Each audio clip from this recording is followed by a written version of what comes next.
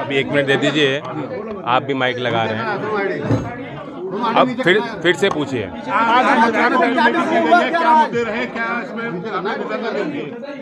देखिए, मथुरा में हम लोग खड़े हैं। लोकदल के कार्यकर्ता मथुरा के बहुत उतावले हो रहे होंगे और आपके मीडिया के माध्यम से पूरे प्रदेश में एक संदेश जाएगा। हमारे दल के सभी विधायकगण यहाँ मथुरा आए हैं। महत्वपूर्ण हमने बातचीत किए हैं जो आगामी राज्यसभा चुनाव है उस संबंध में, और सभी विधायक एक मत पार्टी के निर्णय के साथ। किधर जा रहा है रालोद का वोट? अब ये सवाल पूछने का मुझे लग नहीं रहा, कोई मसालेदार सवाल पूछो, ये तो तय हो चुकी बात। ये तो सर्वविदित हो गया। सर, अब इंडिया के साथ या एनडीए के साथ? इंडिया में तो नहीं है हम। इंडिया छोड़ने का प्रमुख कारण क्या है? कल राष्ट्रीय लोकदल बताएंगे नहीं, ऐसी कोई जानकारी। सर, राहुल गांधी के में जा पाएंगे जयराम रमेश ने ट्वीट किया है कि 3-4 मिनटों के सामने होने के बाद में लोकदल जो है मुझे कोई जानकारी अब तक प्राप्त नहीं हुई। वहाँ यूनिट से हम पूछेंगे। कोई भी लोकदल का व्यक्ति, चलो दूसरा, औपचारिक घोषणा गठबंधन की कब तक? हमारी पार्टी नहीं है। औपचारिक घोषणा गठबंधन की कब तक होने जा रही है और कितनी सीटों पर रालोद चुनाव? बहुत जल्दी होगी, और ये सारे जो निर्णय हैं ये औपचारिक घोषणा के बाद ही इन बातों पे हम चर्चा कर पाएंगे। जो आपने पूछा कि क्या कारण है इंडिया को से हम क्यों बदले, आगे हम क्या करना चाहते हैं, कितनी सीट पे हम लड़ेंगे, ये सारी बात तब तय हो। राहुल गांधी पश्चिमी उत्तर प्रदेश में न्याय यात्रा पर हैं। मथुरा की सीट किस कोटे में रहेगी? गठबंधन में जाएगी या मथुरा वासियों के साथ रहेंगे। राहुल गांधी न्याय यात्रा पर हैं, पश्चिमी उत्तर प्रदेश में है, किस तरह से देख रहे हैं उनकी यात्रा को? आगामी जो लोकसभा चुनाव है, क्या उसमें जिस तरह से संज्ञान लगाया जा रहा है कि मथुरा से आप चुनाव मैदान में आने की शंका है? ऐसा कोई निर्णय मैंने इस संबंध में कोई सोचा भी नहीं ना, ऐसा कोई निर्णय हमने लिया है। और जब घोषणा हो जाएगी गठबंधन की तब सीट वाइज हम बात करेंगे। लोगों में चर्चा ये भी है कि जयंत चौधरी जिस सरकार के खिलाफ दहाड़ते थे और आज उसी की पॉलिसियों को अपना रहे हैं। कुछ तो हृदय परिवर्तन हुआ है, और सरकार और विपक्ष के बीच में एक जिम्मेदारी विपक्ष की होती है कि सरकार की कमियों को उजागर करना।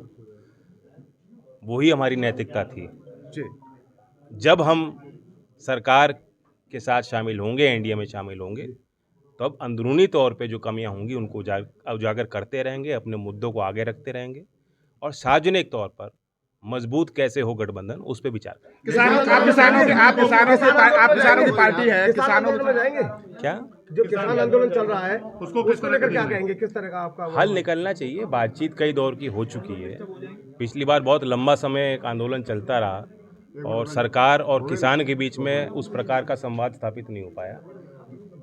कुछ ही दिन में आपने देखा कई बार बड़े बड़े मंत्रियों को वहाँ भेजा गया है। पंजाब सरकार के मुख्यमंत्री को भी बैठक में शामिल किया गया। तो ये सिर्फ एक पार्टी तक सीमित नहीं, विभिन्न राज्य के जो है सरकारों से भी राय ली जा रही है कि किस तरह से हल निकाला जा सकता है। क्या आप मानते हैं कि जाटों को संगठित करने में, एकत्रित करने में आप विफल रहे, इसलिए आपको भारतीय जनता पार्टी का लोकदल जाटों की पार्टी नहीं है। मैं इस बात को दोहरा के थक चुका हूँ, और फिर मेरी बात को काट के अलग अलग ढंग से दिखाई जाती है। हम किसानों के, मजदूरों के और नौजवानों की आकांक्षाओं को आगे बढ़ाने के लिए हम मेहनत करते हैं। किसानों से अगर बातचीत के लिए आपको भेजा जाएगा तो जाएंगे? बिल्कुल, मैं उसके लिए मध्यस्थता के लिए तैयार हूँ। जो भी जिम्मेदारी मुझे दी जाए। के खिलाफ आप थे, लेकिन अब अग्निवीरों का क्या होगा? देखिए, जो 10 साल में हम विपक्ष में थे, किसी भी योजना को उठा के देखेंगे। प्रखर जिस मुद्दे का विरोध हमने किया था, सभी राजनीतिक दलों में सबसे पहले लोकदल के कार्यकर्ता सड़क पे थे, जनहित के मुद्दों को उठाते थे।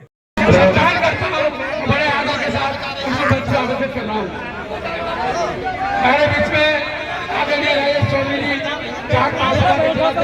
वो भी बताने उनका भी स्वागत है। साथियों, मेरा ये जो व्यवस्था है, मीडिया के लोगों से मैं आग्रह करता हूं, भाई साहब प्लीज थोड़ा सा साइड में आ जाएंगे और रिकॉर्डिंग ठीक से करें।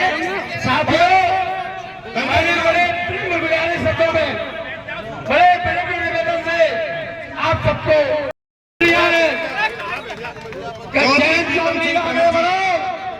समाज आपके साथ है। हम मथुरा में बहुत बड़ी बात नहीं कहते।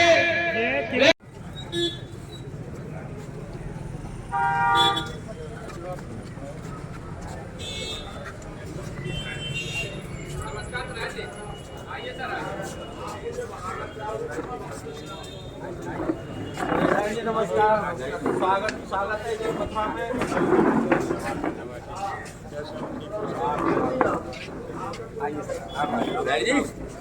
आप यहाँ आए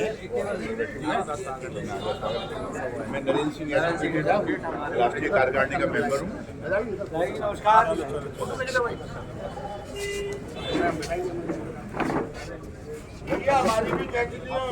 डॉक्टर साहब आगे आओ आगे।